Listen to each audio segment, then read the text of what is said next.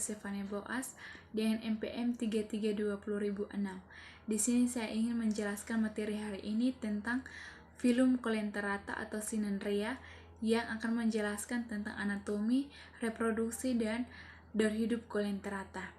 Sebelum kita masuk pada materi tersebut, terlebih dahulu kita mengetahui apa itu colenterata. Colenterata itu berasal dari kata koilos atau selom yang berarti rongga dan kata etelon yang berarti usus atau perut.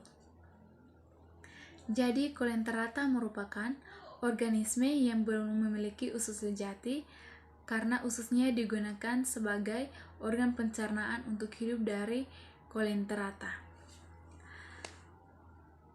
Nah, yang akan kita bahas pada tipe kali ini adalah ciri dan struktur tubuh colenterata. Ciri dan struktur colenterata yang pertama adalah ternyata colenterata memiliki tubuh yang simeradial atau bilaradial pada ujung oral dan ujung aboral.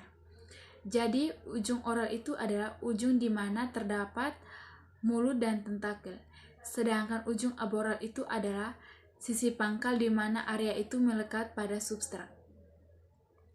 Nah, untuk ciri yang kedua ini dibedakan menjadi dua macam. Yang pertama yaitu tipe polip.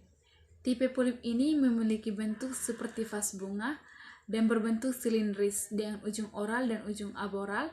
Namun lapisan mesoglea-nya itu termasuk lapisan tipil dan pergerakannya terbatas. Tipe yang kedua adalah medusa. Jadi tipe medusa ini berbentuk seperti mangkuk, terbalik atau lonceng. Jadi tipe medusa ini memiliki sisi cekung di bagian atas dan sisi cekung di bagian bawah, dan juga terdapat mulut dan tentakel.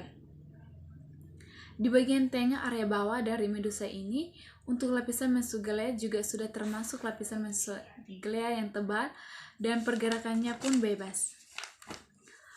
Nah, untuk ciri selanjutnya, terdapat colenterata ini memiliki dua lapisan utama dan dua lapisan antara.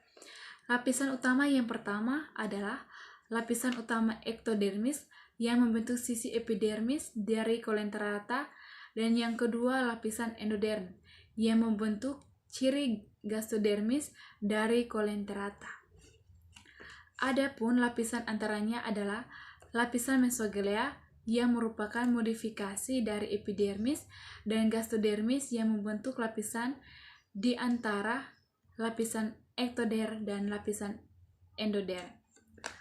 Pada sisi epidermis di situ ada beberapa macam sel yang menyusunnya seperti sel epitel otot, sel enzim, dan sel interstisial.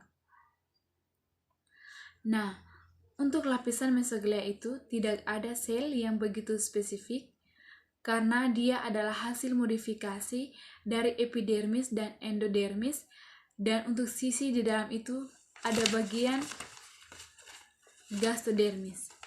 Jadi, di situ adalah sel kelenjar enzim, sel lendir, dan sel otot pencernaan yang membantu colenterata dalam mencerna makan yang diserapnya makanan melalui kandungan dalam air laut.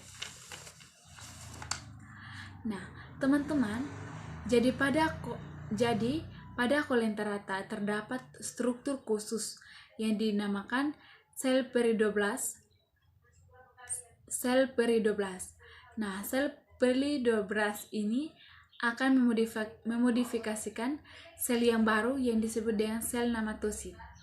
Sel nematosit ini berfungsi dalam merangsang makanan yang kemudian akan dicerna oleh colenterata. Nah, nematosit ini pada colenterata ada 4 macam, yaitu volven, itu nematosit penggulung. Yang kedua, penetran, itu nematosit penusuk. Yang ketiga, bultinan, itu nematosit perekat. Nah, nematosit perekat ini terbagi atas 2 macam, yaitu Streptolian gultinan, yang kedua itu Streptolian gultinan. Nah, karena adanya nematosis ini, dia akan membantu colenterata dalam memangsa makanan yang kemudian akan dimasukkan ke dalam rongga tubuh colenterata untuk kemudian dicerna di bagian servaskuler. Sekian dan terima kasih.